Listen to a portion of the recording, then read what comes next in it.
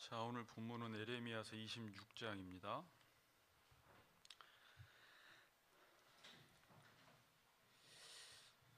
좀 길어도요. 26장을 다 읽어야 될 것 같아요. 그래서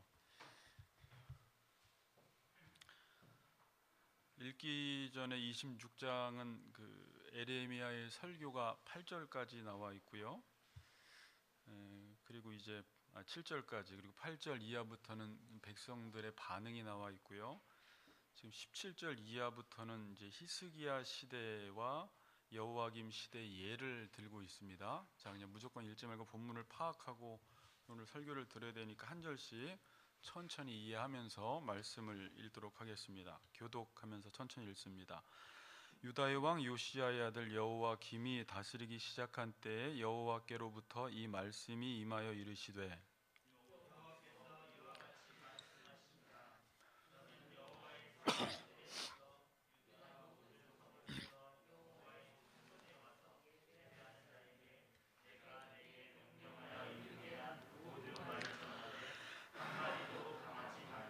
그들이 듣고 혹시 각각 그 악한 길에서 돌아오리라. 그리하면 내가 그들의 악행으로 말미암아 그들에게 재앙을 내리려 하던 뜻을 돌이키리라.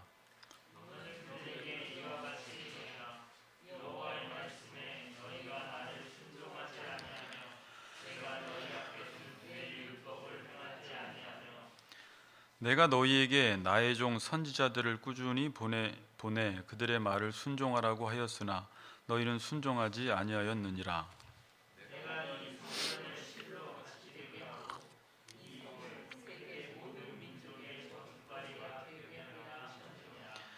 예레미야가 여호와의 성전에서 이 말을 하매 제사장들과 선지자들과 모든 백성이 듣더라.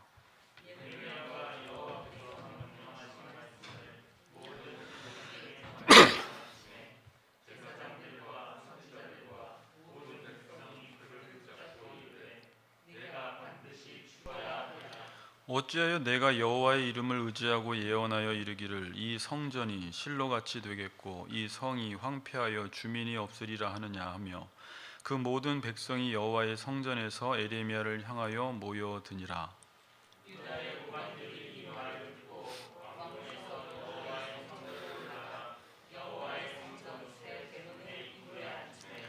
제사장들과 선지자들이 고관들과 모든 백성에게 말하여 이르되 이 사람은 죽는 것이 합당하니 너희 귀로 들은 같이 이 성에 관하여 예언하였음이라.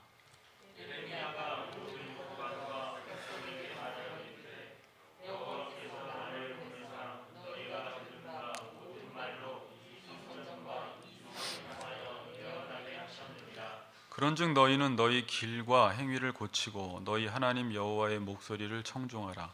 그리하면 여호와께서 너희에게 선언하신 재앙에 대하여 뜻을 돌이키시리라.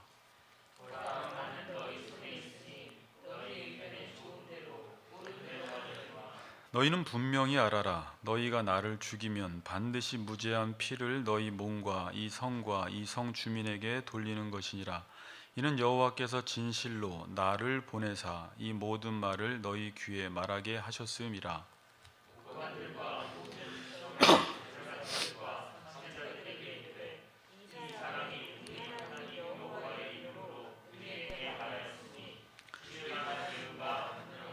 그러자 그 지방의 장로 중 몇 사람이 일어나 백성의 온 회중에게 말하여 이르기를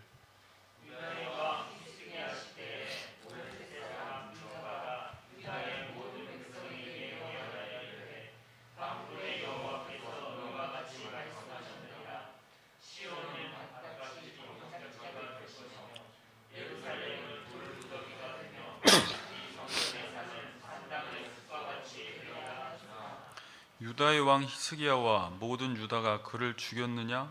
히스기야가 여호와를 두려워하여 여호와께 간구하매 여호와께서 그들에게 선언한 재앙에 대하여 뜻을 돌이키지 아니하셨느냐? 우리가 이같이 하면 우리의 생명을 스스로 심히 해롭게 하는 것이니라.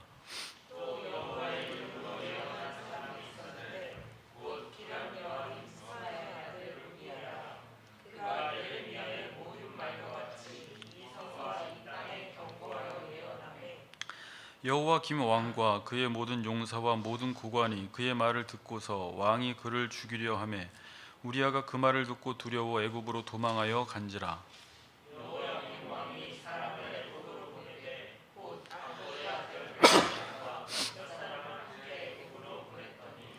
그들이 우리아를 애굽에서 연행하여 여호와김 왕에게 그를 데려오매 왕이 칼로 그를 죽이고 그의 시체를 평민의 묘지에 던지게 하니라.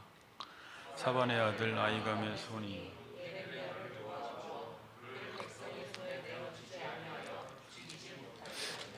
네, 아멘. 오늘 제목은 에레미야를 왜 죽이려고 하는가라는 제목이고, 또 부제 하나 달았는데 나를 믿는가 말씀을 믿는가. 이 제목대로 설교가 진행이 되니까 제목을 염두에 두시고 들으시기 바랍니다. 같이 한번 또 인사합시다. 믿고 싶은 거 믿지 말고 말씀을 믿읍시다. 이렇게 인사합시다. 네, 말씀을 믿읍시다. 아멘. 네. 우리 여기도 힘들지만 설교 잘 들읍시다. 네. 자, 오늘 본문은 1절에서 7절까지 에레미야가 성전에서 설교하는 내용과 이제 8절에서 24절까지는 이 설교를 들은 백성들의 반응에 대해서 나와 있습니다. 에레미야에서 성전 설교는 오늘 본문하고 에레미야 7장 우리가 살펴보았는데 7장에서 성전 설교를 했는데 거기에서는 백성들의 반응에 대해서는 나와 있지 않는데 오늘은 성전 설교를 한 이후에 8절부터 유다 백성들의 반응에 초점을 맞추어서 지금 말씀을 기록하고 있습니다. 오늘 본문은 1절에 보면 여호와 김이 다스리기 시작한 때입니다. 자, 이때 여호와의 말씀이 에레미야에게 임합니다. 뭐라고 임하냐면 너는 성전 뜰에 가서 성전에서 예배하러 오는 자들에게 내 말을, 내가 너에게 명령한 모든 말을 하나도 감하지 말고 성전에서 예배하러 온 사람들에게 전하라는 것입니다. 자, 그럼 예배하러 오는 자들이 어떤 자들이었는지 상태에 대해서 나와 있는데 3절에서 5절에 나와 있어요. 그러니까 우리가 일반적으로 성전에 예배하러 오는 자들이면 세상 사람들보다 조금 더 거룩하고 경건하고 윤리적인 면에서도 조금 더 낫겠지라는 예상을 가지고 있는데 오늘 성전에 예배하러 온 자들은 3절부터 5절에 보면 이렇게 압축되어 있어요. 그들은 악행을 행하는 자들이었어요. 악을 행했어요. 라라는 동사는 그냥 악이에요. 악. 그리고 그들은 하나님의 말씀을 순종하지 않았다 이렇게 나와 있고 또 율법에 순종하지 않았다라고 나와 있어요. 그러니까 지금 성전에 예배하러 오는 자들은 악한 자라는 거예요. 보통 악한 자 그러면 성전에서 예배하러 오는 자들이 아니라 뭐 불량배나 진짜 악한 사람들, 좀 못된 사람들, 우리가 보기에 비윤리적인 사람들, 반인륜적인 사람들에게 묘사하는 내용인데 지금 성전에서 예배하러 온 사람들이 악하다라고 지금 말하고 있습니다. 자, 제가 이 본문을 읽으면서 요즘 이제 에스겔서도 뒤에 슬슬 보고 있는데 여러분들이 에스겔서 8장에 보면 하나님이 에스겔에게 하나의 환상을 보여주십니다. 그러니까 환상이라기보다 성전의 모습을 보여주세요. 8장을 한번 펴보세요. 앞에 중요한 구절들은 제가 줬으니까 우리 형기 집사님이 좀 띄워주시고요.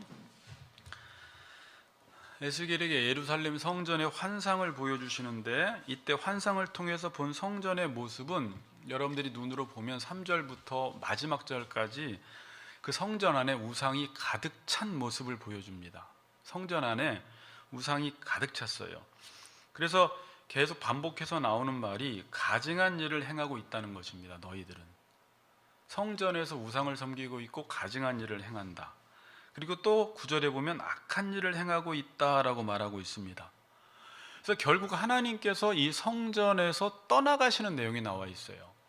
8장 6절에 보면 그가 또 내게 이르시되 인자야 이스라엘 족속이 행하는 일을 보느냐? 그들이 여기에서 크게 가증한 일을 행하여 나로 내 성소를 멀리 떠나게 하느니라. 너는 다시 다른 큰 가증한 일을 보리라. 이들이 성전에 와서 하나님을 예배하고 하나님께 기도하고 제사를 드린다고 했지만 그들은 결국 우상을 섬겼고 하나님은 더 이상 그 성전에 계시지 않고 그 성전을 떠나가시는 모습을 우리가 보게 됩니다. 다시 에스겔서 후반절에 보면 다시금 이제 하나님께서 이 성전의 회복에 대해서 말씀을 주시는데 이가봇, 이 하나님의 영광이 성전에서 완전히 떠나가 버렸습니다. 14절 보세요. 여인들이 담무스를 위해서 애곡한다고 합니다. 이 담무스는 바벨론의 그 풍요의 신입니다. 가나안 땅의 풍요의 신은 바알이었는데 담무스는 바벨론의 풍요의 신이었는데 식물을 성장하고 결실케 하는 신이었습니다. 그러니까 이 지금 그다음에 이제 16절에 보니까 또 태양신께 예배해요. 그러니까 지금 이 사람들은 이방인들이 아닙니다. 하나님을 여호와를 섬기는 하나님의 백성들이 하나님의 성전에 와서 담무스를 섬기고 태양신을 섬겼어요. 그럼 담무스는 어떤 풍요의 신이었어요. 식물을 성장케 하고 결실케 하는 신이었어요. 그럼 그들이 성전에 와서 어떻게 했다는 거예요? 여호와 이름을 부르고 예배는 했지만 그의 마음속에 풍요를 섬겼다라는 거예요. 풍요. 그리고 태양신을 섬겼습니다. 그들은 성전에서 하나님의 이름으로 예배를 드렸는데 그들이 드리는 예배의 내용은 자신들의 풍요와 풍성함만을 위해서 예배드렸다는 것입니다. 자, 그리고 10절에 보세요. 거기에 보면 각양 곤충과 가증한 짐승과 이스라엘 족속의 모든 우상을 그 사방 벽에 그렸다라고 나와 있습니다. 그럼 정말 그들이 성전에 들어가서 이 우상들을 사방의 벽에 다 새겨서 그렸다는 말일까요? 그 말이 아니에요. 여러분 지금 예배당에 나와서 성도들이 우상을 섬길 때 우상을 섬기거든요. 자기의 풍요만을 위해서 하나님께 기도하고 자기가 바라는 것들을 하나님께 요구할 때 이게 지금 우상을 섬기고 있는 것이거든요. 그때 옆에 벽에다가 불상들을 새겨 놓는 게 아니에요. 그들의 마음에 새겨 넣은 거예요. 그러니까 겉으로는 하나님을 예배하는 것 같은데 정작 그 믿음의 내용에 있어서는 자기 자신이 바라고 원하고 소원하는 것들, 자기 자신의 풍요와 자기 자신의 풍성함만을 위해서 하나님께 예배하고 그것들을 구하고 그 일을 위해서 기도했다는 거예요. 기도를 한다고 해서 그 행위 자체가 거룩한 행위가 아닙니다, 여러분. 기도를 해도 기도의 내용이 거룩해야지 기도가 거룩한 거예요. 하나님께 예배드려도요, 그 마음속에 우상을 그리면서 우상에게 기도하고 우상에게 예배하면 겉으로는 하나님을 예배한 것 같은데 그는 우상을 섬긴 거예요. 지금도 주일날 수많은 곳에서 사람들이 하나님을 예배한다고 예배를 드립니다. 근데 정말 여러분들도 지금 생각해 봐야 돼요. 내가 지금 하나님을 예배하는 것인지 우상을 예배하는 것인지 잘 생각해 봐야 돼요. 봉은사에 가서 비나이다 한다고 그것만 우상 숭배가 아니라 교회 예배당 안에 들어와 있어도 그 내용 자체가 하나님이 아니고 하나님을 아는 지식이 없고 하나님이 우리에게 믿으라고 한 내용을 믿지 않고 내가 믿고 싶은 내용을 정해서 그것을 하나님께 구하면 그게 바알을 숭배하는 것이에요. 그러면 하나님은 그 성전에서 떠나가신다는 거예요. 저는 예전부터 이제 예배에 대한 갈망들이 있었고 예배에 대한 갈증들이 있었을 때 왜 이전처럼 그 예배 가운데 하나님의 임재와 하나님의 충만함과 우리의 마음을 만져주시는 것과 왜 회개와 돌이킴의 역사와 청년들과 성도들이 하나님 앞에서 정말 하나님을 예배하는 그 하나님의 영광을 맛보지 못할까를 고민하면서 그런 질문들을 했어요. 정말 하나님은 이 시대 예배당 안에 계시는 것일까? 우리는 무조건 큰 예배당을 지어놓고 성도들이 많이 모이고 성가대를 세워놓고 목사가 강단에 나와서 말씀을 전하면 마치 하나님이 예배당에 와줘야 될 것처럼 우리는 생각을 하고 당연히 와주셔서 우리에게 복을 주신다라고 확신하고 있지만 하나님은 그곳에 안 계실 수 있다는 거예요.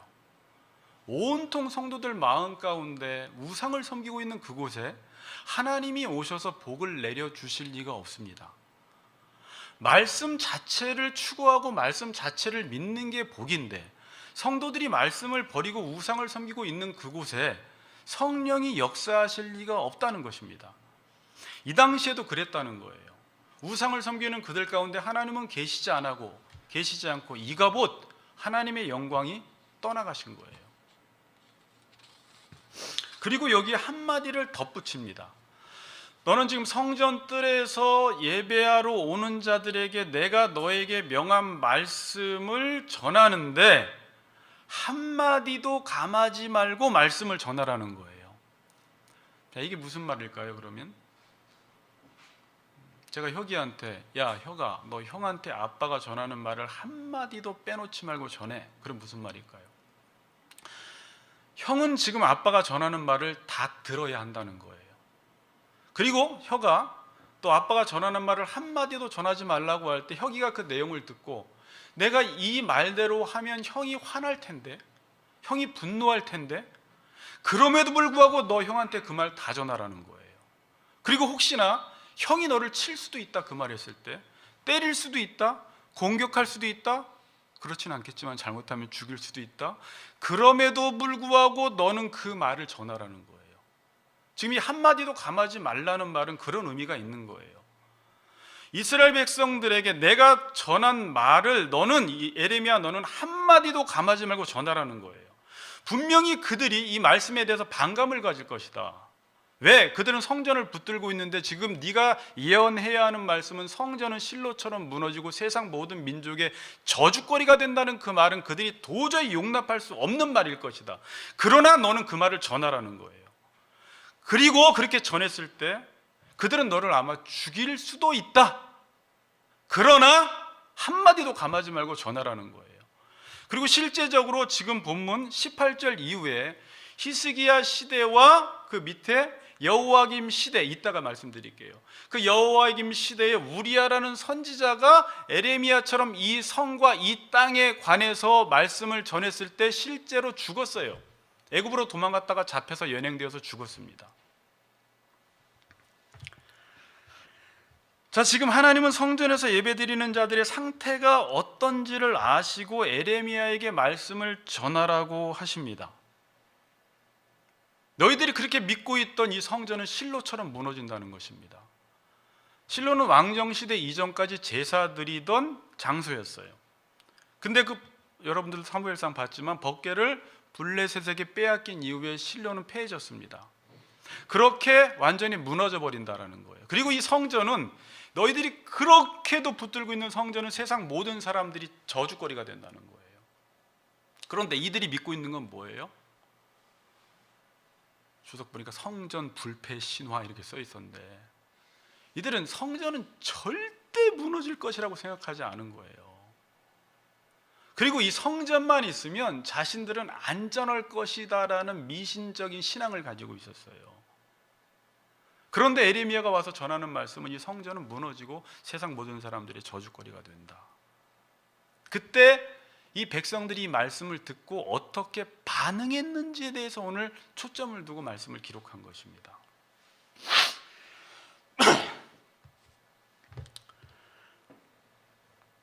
성전에서 예배하는 이들에게 성전을 무너질 것이고 이 성전은 모든 민족의 저주거리가 된다고 하는 것은 결코 전하기 쉬운 말이 아닙니다.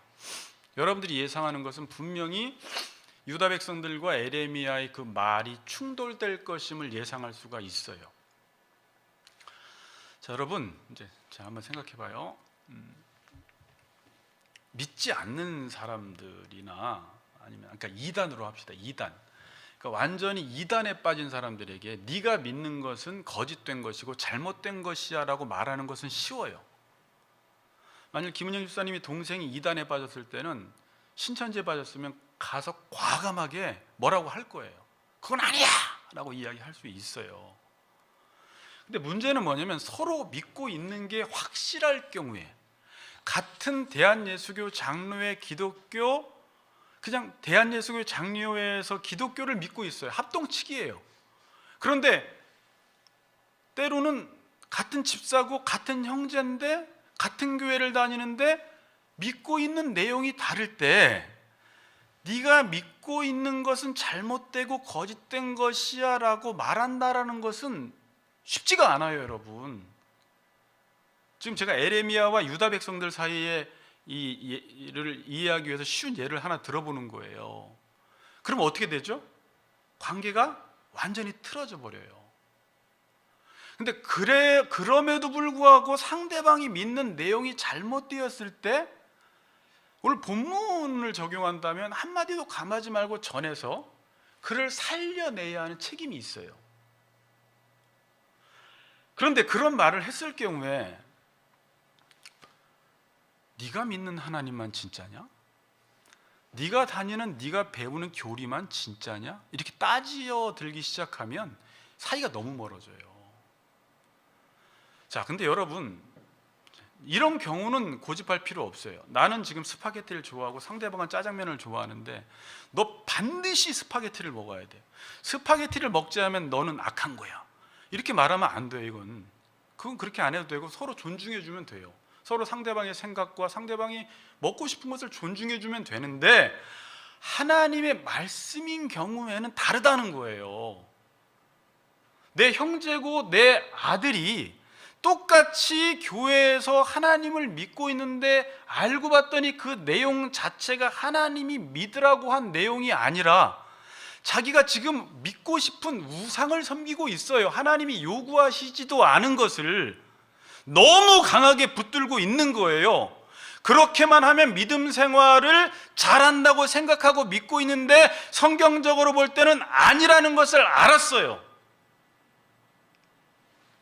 그때 이 말을 한다라는 것은 쉬운 게 아니에요. 서로 이제 으르렁거리게 됩니다.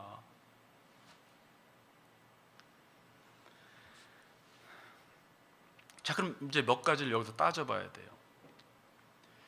각자가 말하는 것이 옳고 다 확실하다고 이야기를 해요. 그래서 강집사님, 저기 그쪽 교회에서도 장로님들이 내가 믿는 것은 불확실해 이러면서 믿는 사람 없잖아요. 다 나름 천국에 대한 확신, 예수에 대한 확신, 내가 믿는 바에 대한 확신을 가지고 신앙생활을 한단 말입니다. 자, 그럼 뭘 따져봐야 되냐면 내가 믿는 게 진짜 하나님의 말씀, 진리를 믿는 것인지, 그러니까 하나님이, 우리가 소위문답으로 따진다면 하나님이 우리에게 행하신 일, 믿으라고 한 것을 믿는 것인지, 아니면 내가 믿기 때문에 이것은 옳아야 하는 것인지. 많은 사람들이 내가 믿고 있는 내용이 하나님의 말씀이라 옳고 확실하다고 하는 사람도 있지만, 이런 사람들이 많아요, 여러분. 내가 믿으니까 이것은 옳고 확실하다는 거예요. 무슨 말인지 아시겠어요? 그 내용은 뭐든지 상관없어요. 내가 이 교회 다니고 내가 이 목사님 섬기고 내가 지금 열심히 봉사활동을 하고 있으니까 이건 확실해야 되는 거야. 이건 옳아야 되는 거예요. 이건 흔들리면 안 되는 거예요. 왜? 내가 믿으니까. 자, 그러면 이제 이런 질문들이 들어왔을 때 또 하나, 그럼 저한테 이런 질문을 하면 저는 계속 이제 역추적해서 한번 또 질문을 던져보는 건데, 그러면 내가 지금 믿고 있는 것인지 아니면 진짜 하나님의 말씀 진리를 믿고 있는 것인지 어떻게 알아요? 자, 요것만 잘 따져서 증명이 되면 되는 거예요. 그걸 어떻게 알아요? 그게 나무와 열매의 비유예요. 진짜 하나님의 말씀을 믿는 사람들은요, 말씀 자체가 뭘 의미해요? 말씀은 생명을 줘요.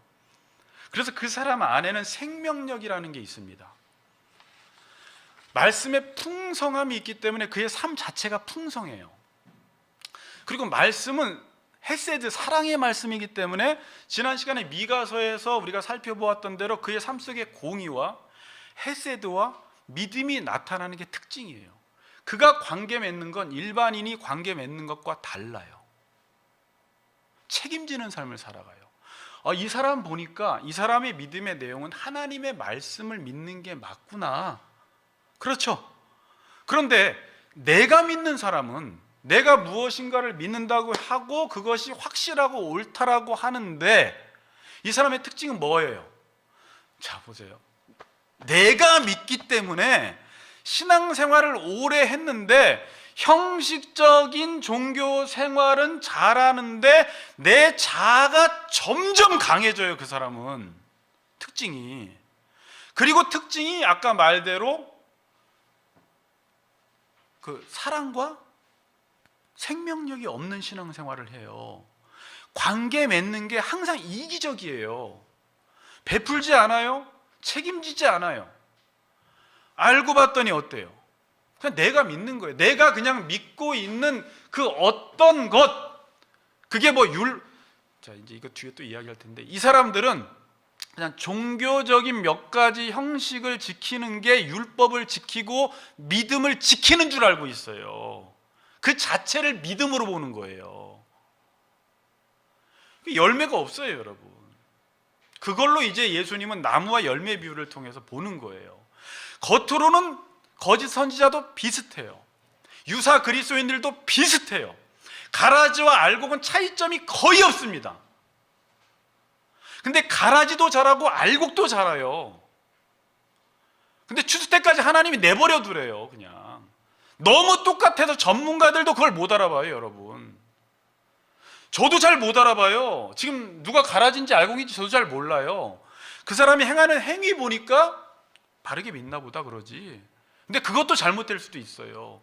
또 5년, 10년 어떤 자기가 원하는 걸 이루기 위해서 사기꾼처럼 쇼를 할 수 있기 때문에.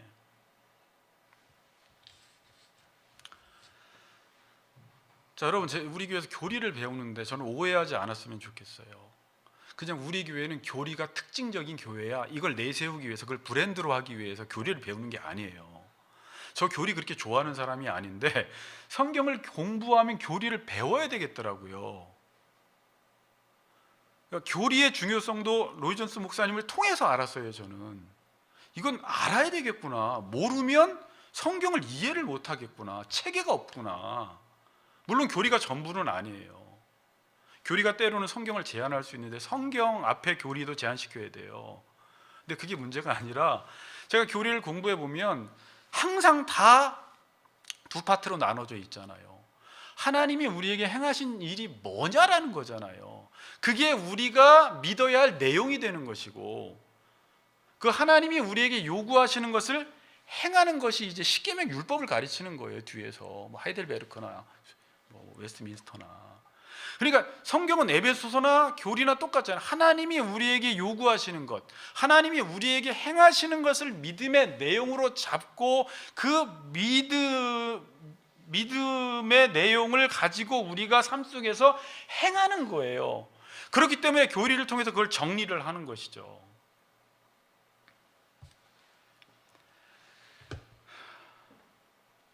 자, 성전에서 설교를 했을 때 이 사람들의 반응이 어땠냐면, 우리가 일반적으로 생각하면 아멘하고 돌이켰다면, 여러분, 아멘하고 돌이켰다면, 오늘 3절에서 13절에서 이야기하는데, 만일 아멘하고 돌이켰다면, 돌아섰다면, 회개했다면 하나님께서 그들에게 내리시기로 작정한 재앙을 하나님이 돌이켜버리세요. 자, 우리도 지금 살 길이 있습니다, 여러분. 그냥 하나님의 말씀이 들려졌을 때 내 생각과 맞지 않고 내가 추구하던 것, 내가 믿고 싶어하던 것과 다르다 할지라도 이게 하나님의 말씀이라면 그 말씀을 믿고 아멘하고 내가 돌이키면 하나님이 나에게 내리려고 하셨던 저주와 재앙에서 돌이켜서 우리를 다시 살리세요. 그러니까 우리는 얼마든지 지금 살아날 기회가 있고, 이 땅과 이 민족도 살아날 기회가 있어요. 어떤 교회가 됐든지, 어떤 악한 사람이든지. 그런데 이 사람들은 어떻게 했냐면 아멘하고 회개하고 돌이키지 않았어요. 그 정도가 아니에요. 8절 봅니다. 8절 읽습니다. 시작.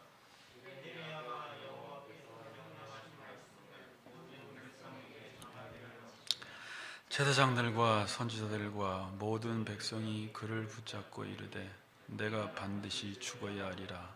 11절은요, 죽는 것이 합당하니, 줄 주세요. 내가 반드시 죽어야 하리라.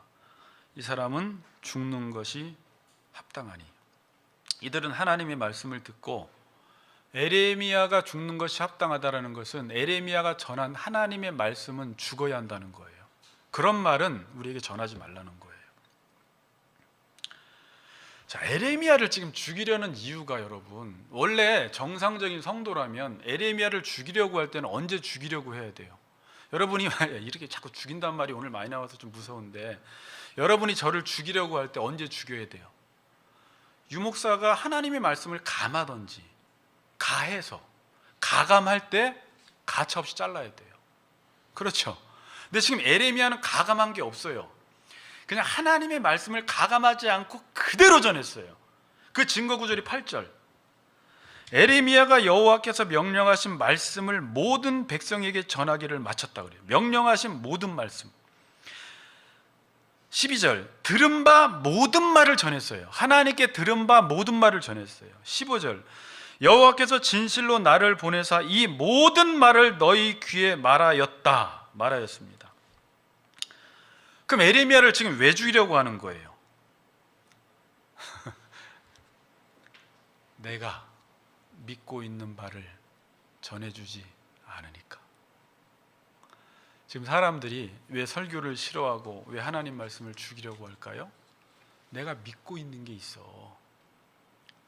내가 추구하고 있는 게 있는데 이 말 전해주지 않으면 기분이 너무 나쁘고 그걸 완전히 반대대로 이야기를 하면 죽이고 싶기까지 하는 거예요. 왜 죽인다고요? 하나님 말씀을 가감해서 죽이는 게 아니라 내가 믿고 있는 바를, 내가 믿고 싶은 것을 전해주지 않으니까. 저 교회 가면 내가 믿고 싶은 걸 전해주지 않아.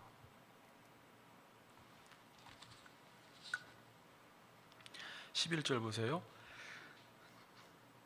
제사장과 선지자들이 고관들과 모든 백성에게 이렇게 말합니다. 아까 이 사람은 죽는 것이 합당하다. 왜 죽는 것이 합당하다고요? 이 성에 관해서 예언했기 때문이라는 거예요. 왜 죽어야 되냐면 이 성에 관해서 예언했기 때문이에요. 근데 하나님이 에레미야에게 12절에 뭐라고 해요? 여호와께서 나를 보내사 너희가 들은 바 모든 말로 이 성전과 이 성을 향하여 예언하게 했어요. 하나님은 이 성전과 성에 관해서 예언하라고 했는데 이 사람들은 이 성전에 관해서 예언했기 때문에 죽인다는 거예요. 야, 어떻게 하다가 이 하나님 말씀이 죽일 말씀이 되었나요? 자, 들어보세요. 앞에 보세요. 하나님이 믿으라고 하는 말씀보다, 그러니까 하나님이 믿으라고 한 말씀이 있잖아요. 성경에 보면 물론 믿으라고 한 말씀이 뭔지도 모르는 사람이 있지만 지금 우리가 교리 공부를 하는 이유는 하나님이 믿으라고 한 말씀이 있는데 그 하나님이 믿으라고 한 말씀과 내가 믿고 싶은 말씀이 정반대, 대척점에 있을 때 그 말씀은 죽여야 되는 말씀이 돼버리는 거예요. 자, 여러분 쉬운 예를 몇 개 들게요. 예수님이 예를 들어 이 성전을 헐어라 그랬어요. 이 성전을 헐어라 그랬는데 자기는 이 성전을 세우고 싶어. 그러면 그 성전을 헐어라라는 말씀을 없애버리고 싶은 거예요. 어떻게 해서든지. 여러분 교회 왔는데 나는 내가 교회 온 이유가 내가 더 살아나기 위해서 왔어. 더 자아를 찾기 위해서 왔어. 근데 교회 오니까 매일 로마서에서 자기 부인하고 죽으래. 그러니까 어떻게 돼요? 자기는 그걸 믿고 싶지 않아. 그러니까 자기를 죽이고 자기를 부인하라는 그 십자가의 메시지를 점점 삭제시켜버리는 거예요. 교회에서 그 현상이 지금 수십 년 동안 있다가 점점 십자가 복음이 사라진 거예요. 자기 부인의 복음이. 성경은 하나님의 영광을 위해 살래요? 그럼 나는 내 영광 위해 살고 싶어. 교회는 다니는데 나는 내 영광 위해 살고 싶지 하나님 영광 위해 살고 싶지 않아. 난 내가 드러났으면 좋겠어. 그럼 어떻게 할까요? 하나님의 영광이라는 걸 삭제시켜버리는 거예요. 그렇게 하다가 지금 하나님의 말씀을 살해하는 거예요. 누가? 성도들이 하나님 말씀을 다 죽여놓은 거예요. 그러다가 어디까지 가는 거예요? 그 말씀이 희귀해져 버리는 거예요. 사사기 시대 3일상 3장 1절처럼 하나님 말씀이 희귀하니까 앞이 안 보여요. 이제 이상이 보이질 않아요. 지금이 그런 시대예요, 여러분. 지금 당연한 말씀 교리를 전하면 사람들이 교리 싫대요. 믿어야 할 내용을 알려주면 그냥 자기는 믿고 싶은 거 믿으며 신앙생활 하겠대요. 그게 뭘 하나님이 요구했는지 안 했는지 생각도 안 해요. 나는 지금까지 그렇게 믿어왔고, 그렇게 믿어도 집사가 됐고, 그렇게 믿었는데 장로까지 줘버렸어. 이걸 믿는 걸 아무도 문제 삼지 않고 목사도 문제 삼지 않아. 당신 뭐 믿어? 그랬더니 몰라. 근데 자기는 믿는다는 거예요. 그리고 그걸 건드리면 화를 내요. 똑같아요. 지금 여러분, 이건 지금 다른 얘기하는 게 아니에요.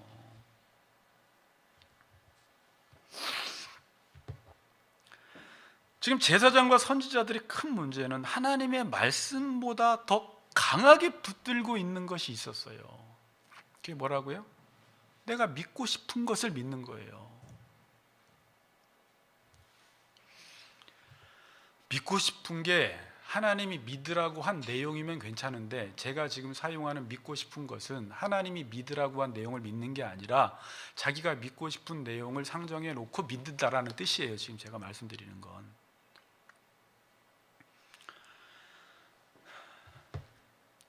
근데 하나님의 말씀을 진짜 믿는 사람, 믿어야 할 것을 믿는 사람은요, 자, 하나님의 말씀이 들려졌을 때 이렇게 반응하지 않습니다. 진짜 하나님의 말씀을 믿는 사람, 그리고 하나님의 말씀이 들려졌을 때 그 하나님의 말씀에 대해서 분별력이 있는 사람은 이게 듣기 싫어도 하나님의 말씀이라는 것을 알면 그 말씀 앞에 회개하게 돼 있어요. 그걸 알아들어요. 내 양은 목자의 음성을 듣게 되어 있어요, 여러분. 그게 아무리 딱딱한 말이고 힘든 말이라도 양떼기 때문에. 그래서 뒤에 지금 18절 이후에 히스기야 시대의 미가 선지자의 예와 여호와김 시대의 우리야 선지자의 예를 드는 거예요. 그럼 지금 무슨 얘기를 하는 거예요? 이때 이제 장로들이 딱 나서요. 이 얘기가 딱 끝난 다음에 17절에 보니까 그러자 그 지방의 장로 중 몇 사람이 일어나 백성의 온 회중에게 말하여 이르기를, 그러니까 지금 무슨 얘기하고 싶은 거예요? 에레미야 죽일 만한 이유가 없다. 선지자 제사장들아, 에레미야가 죽어야 하는 사람이 아니라 이 사람은 죽일 만한 이유가 없다라고 하면서 과거에 100년 전 히스기야 사건을 지금 예를 하나 드는 거예요. 히스기야는 어땠다는 거예요? 본문 한번 읽어보세요. 똑같이 미가라는 선지자가 이 성이 무너질 것이라고 예언했을 때 히스기야가 어떻게 했다는 거예요? 그 당시 유다 백성들은 돌이켰다는 거예요.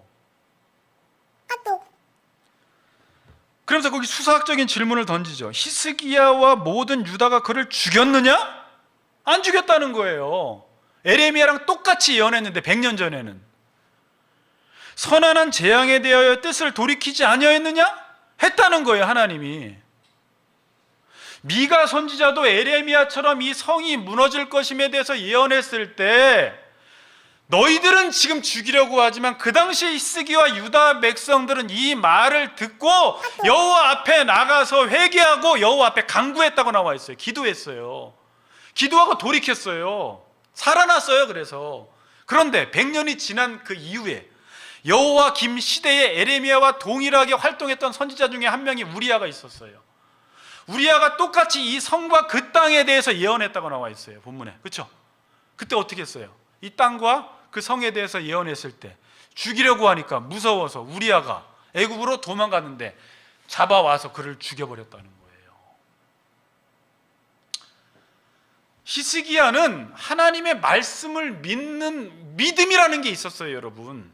자, 이게 뭐냐면 하나님의 말씀이 무엇인지를 알아, 내용을. 그래서 그 말씀을 믿는 믿음이 있었기 때문에 그런 내용과 근접한, 또 그 내용과 연결된, 그러니까 하나님의 말씀을 믿는 사람은 하나님의 말씀 자체가 뭘 의미하는지를 알아서 저 말씀을 딱 들으면 이게 하나님 말씀이다 아니다를 금방 알아차려요, 여러분. 히스기야는 그런 하나님의 말씀을 믿는 믿음이 있었기 때문에 돌이킬 수 있었어요. 자, 그런데 세월이 100년 흐르면서, 잘 들어보세요. 지금도 마찬가지예요. 하나님의 말씀, 믿어야 할 내용을 가르쳐주지 않는 교회가 점점 그 믿어야 할 그 자리에다가 자기가 믿고 싶은 것을 갖다가 넣는 작업을 오랫동안 해오면서 진짜 정작 하나님의 말씀이 들려졌을 때 자기가 믿고 있는 게 너무나 확실하다 보니까 진짜 하나님의 말씀이 들려졌을 때 그 말씀을 제거시켜 버리더라는 거예요. 이해하셨어요? 지금도요, 성도들한테 뭘 믿느냐고 물어보면 믿는 내용이 별로 없어요. 근데 뭔가는 확실히 믿어요. 그래서 진짜 하나님 말씀을 알려주잖아요. 그 말씀을 믿는 믿음이 없기 때문에 이 말씀을 없애버린다니까요. 등진다니까요. 이 말씀을 알아듣는 사람이 몇 명 없어요, 여러분. 히스기야 시대는 말씀을 죽이지 않았습니다. 자신이 돌이켰습니다. 근데 여호와김 시대는 말씀을 죽이고 자기가 돌이키지 않는 거예요.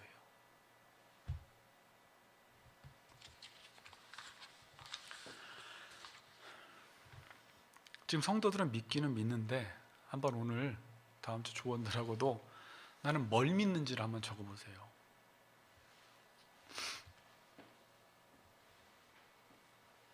성도들한테도 믿어야 할 내용을 알려주면요, 그걸 믿어야 되겠구나라고 해서 이렇게 믿음으로 수용하는 게 아니라 계속 목사한테도 자기가 믿고 싶은 것만 계속 주장을 해요. 그러니까 성경을 배우러 와서 앉아 있으면서 성경은 이렇습니다라고 알려주면 자기는 싫대요. 자기는 이게 이해가 안 된대요. 성경은 믿는 거거든요. 하나님이 우리에게 행하신 일을 이해가 되건 되지 않건 하나님이 우리에게 행하신 일을 믿는 게 기독교예요, 여러분. 근데 끝까지 자기가 믿고 싶은 게 있어서 이건 못 믿겠다는 거예요. 그걸 평생 그렇게 사는 사람이 있어요. 그래서 한마디도 믿지 못하고 죽어요.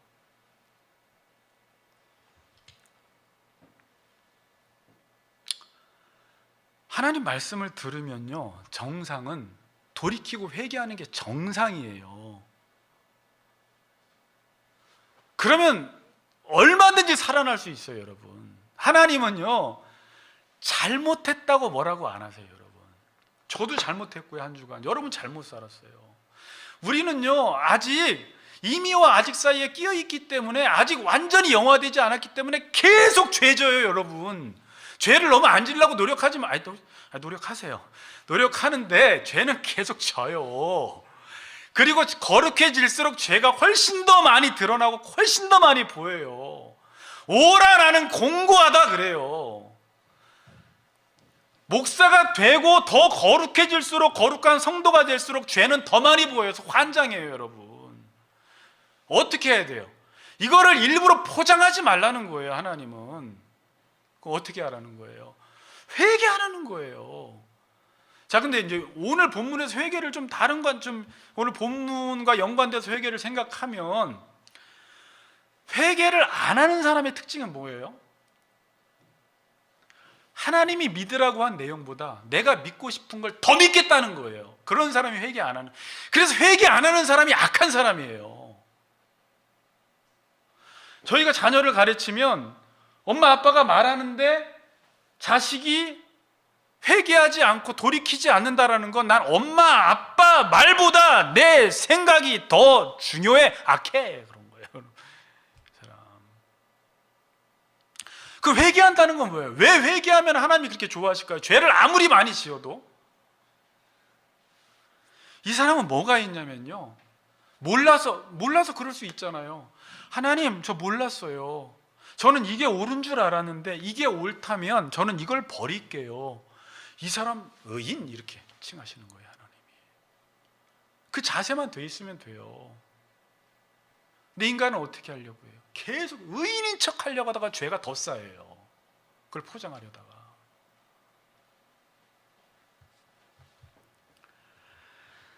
13절 보세요. 그런즉 너희는 너희 길과 행위를 어떻게 하고요? 고치고라는 말 중요해요.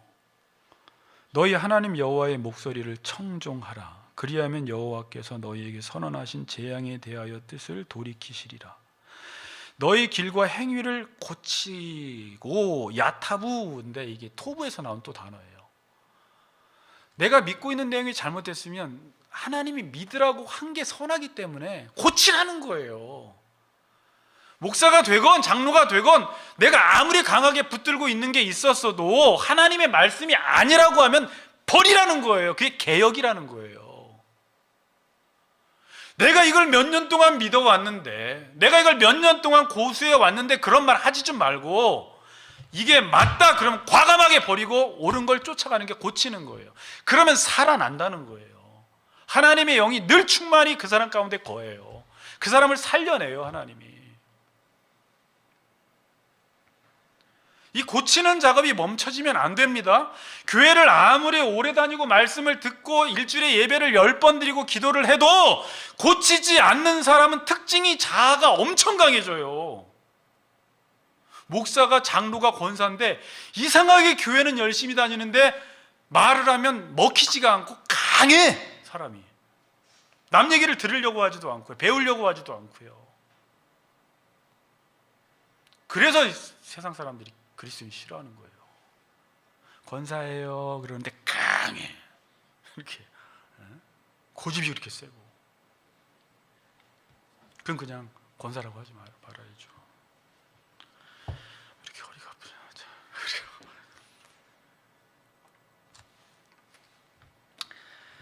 자, 여기서 16절에 고관들과 모든 백성이 이제 선지자들과 제사장들에게 이렇게 말합니다. 16절에 이 사람이 우리 하나님 여호와의 이름으로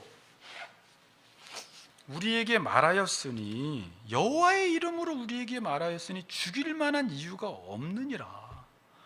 야, 에레미야가 지금 뭐 하나님 말씀을 가감했냐? 여호와의 이름으로 여호와께서 전하라고 한 말을 그대로 전했는데 왜 죽이냐라는 거예요. 왜 죽인다고요?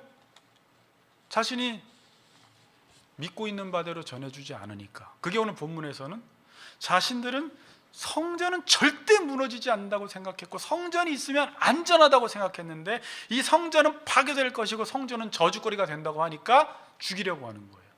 또 하나 중요한 게 있어요. 신명기서 18장 20절에 보면 거짓 선지자들은 죽이라고 합니다.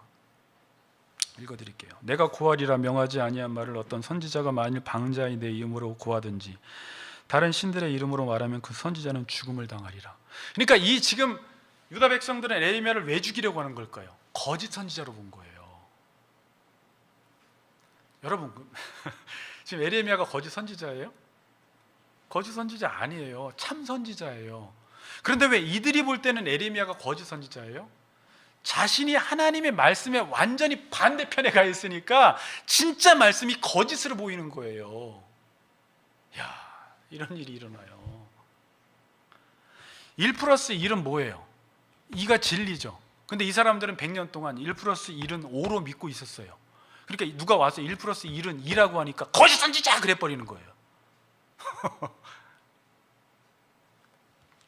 지금도 그래서 그냥 십자가 복음 전하고요, 자기 부인의 복음 전하고요, 그냥 하나님의 말씀, 하나님의 영광을 위해 살아야 한다라는 복음을 전하면 워낙 자기 영광을 위해 살고 고지론에 올라가야 되고 부자가 돼야 하고 삼박자 축복을 받아야 하는 게 복음이라고 생각한 사람은 이게 거짓 복음처럼 보이는 거예요.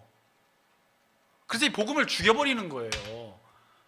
그래서 이제 목사들조차도 성도들이 믿고 싶은 걸 전해야지 교회에 오니까 믿어야 할 내용을 전하지 않고 그들이 믿고 싶어 하는 것을 전해주다가 말씀이 이렇게 희귀해진 거예요. 결론을 짓겠습니다. 이 당시에 유다 백성들은요, 하나님을 믿은 게 아닙니다. 하나님을 믿었으면 에레미야 선지자의 말을 듣고 그를 죽이려 하지 않습니다. 근데 처음부터 이들이 이렇게 된 건 아니었어요. 처음에는 여호와를 예배했고 여호와를 섬겼죠. 자, 잘 들으세요. 결론이에요. 모든 종교에는 내용과 형식이라는 게 있어요. 내용은 반드시 형식 안에 담아야 돼요. 자, 그런데 내용을 가르쳐주지 않고 계속 형식적인 종교 생활을 하다 보면 이게 잘못된 건 아닌데 이 형식이 강화되기 시작해요. 그럼 형식이 강화된 만큼 내용도 강화돼서 그 형식 안에 넣어야 돼요. 그래야지 형식이 내용을 담는 그릇이 됩니다. 그런데 형식적인 신앙생활은 계속 열심히 하는데 그 안에 내용을 담아주지 않다 보면 사람들은요, 성도들은요, 잘 생각해 보세요. 여러분들이 그랬어요. 내용 없는 그 형식이 나의 믿음의 대상이 되어버려요. 그러니까 그 형식을 믿어버려요. 그래서 요즘 사람들은요, 그리스도인들이 율법을 지킨다 그러면 교회를 간다, 기도를 한다, 11조를 드린다, 예배를 드렸다, 요렇게 했을 때 믿음 좋네 이렇게 말해버려요. 형식 자체를 믿음의 대상으로 알고 있다라니까요. 이해되시죠? 그걸 가지고 믿음이 좋다 안 좋다 말 못해요. 너 지금 공의를 행하냐, 헤세드 인애를 행하냐, 하나님을 믿냐, 요거 가지고 믿음을 분별해야 되는데, 형식 안의 내용을 시간이 지나면서 안 넣어주다 보니까 교회 안에 그냥 형식 자체를 믿음의 대상으로 놓고 섬긴다니까요. 그게 지금 얼마나 자기의 믿음의 프레임이 돼버렸는지, 이제 하나님의 말씀을, 온전한 말씀을 전하면 그 말씀을 듣고 자신의 그 믿음의 틀 안에 들어오지 않으면 그냥 가차없이 잘라버려요, 그 복음을. 그러다가 어디까지 갔어요, 성도들이? 이제 하나님 말씀을 죽이는 단계까지 간 거예요. 우리가 언제 하나님 말씀을 죽였어? 아까 그게 죽인 거예요. 고난 설교 안 하고, 십자가 설교 안 하고, 하나님의 영광 설교 안 하고. 아주 무서운 건요, 하나님 나라 설교를 하면 성도들이 되게 싫어해요. 이건 제 말이 아닙니다. 제가 과장하는 것도 아니고 우리 하나님 나라 그 모임에서 다 이야기하는 거예요. 기존의 성도들이 하나님 나라를 저기 내세 개념으로 알고 있다가, 하나님 나라는 지금 여기서 하나님의 통치를 받고 그의 말씀대로 사는 것이다라고 해서 삶의 예배를 드리라고 하면, 기존의 전통교회에서 말씀 없는 전통교회에서 신앙생활했던 장로들이 그 목사를 쫓아낸다니까요. 말씀 없이 세워진 전통교회에서 하나님 나라의 복음, 십자가의 복음을 전하는 목사가 들어갔어요. 그 말씀을 전했어요. 그럼 그게 하나님의 말씀인데, 자기가 그동안 해왔던 신앙생활이 아니고 믿어왔던 신앙생활이 아니기 때문에 그 목사를 쫓아낸다는 것은 그 말씀을 죽여버리는 거예요. 그 일들이 지금 일어나고 있어요.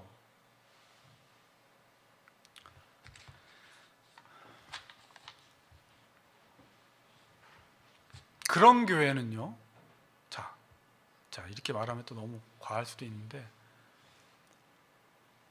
하나님 안 계실 확률 많아요. 그래서 하나님이 계신 것처럼 보여야 되기 때문에 인간이 힘을 많이 줘요.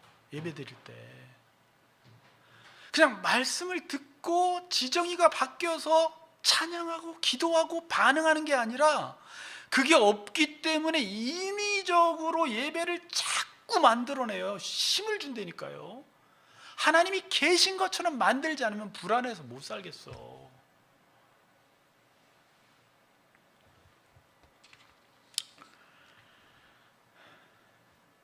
말씀을 죽여야 할 게 아니라 말씀 앞에서 나를 죽이는 게 신앙생활이에요. 그런데 예수 믿고요, 우리가 이제는 네가 예수와 함께 십자가에 못 박혔나니 그러니 이제는 네가 사는 것이 아니라 예수가 사는 것인데, 많은 교인들이 예수와 함께 십자가에 못 박혔다가 다시 다 살아났어요. 좀비처럼 다 살아나가지고 또 자기 욕망을 하나님께 구하기 시작하면서, 예수님의 그 십자가 복음이 전해지면 그 십자가 복음을 지금 죽이고 칼로 살해하는 지경까지 왔어요. 누가? 성도라는 사람들이 좀 그래요. 저나 여러분이 그랬어요.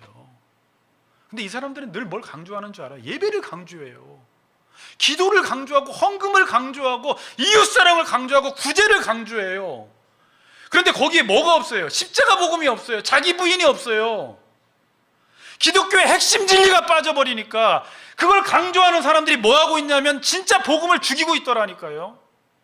말씀 앞에서 내가 죽지 않는 사람은 결국 그 사람들은 말씀을 죽이는 자가 돼버려요.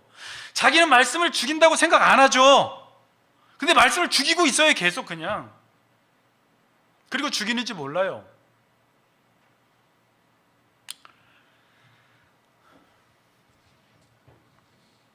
말씀 앞에서 여러분이 죽고 말씀을 살리시는 우리 같이 걷는 교회 성도님들 되시기를 주의 이름으로 축복합니다.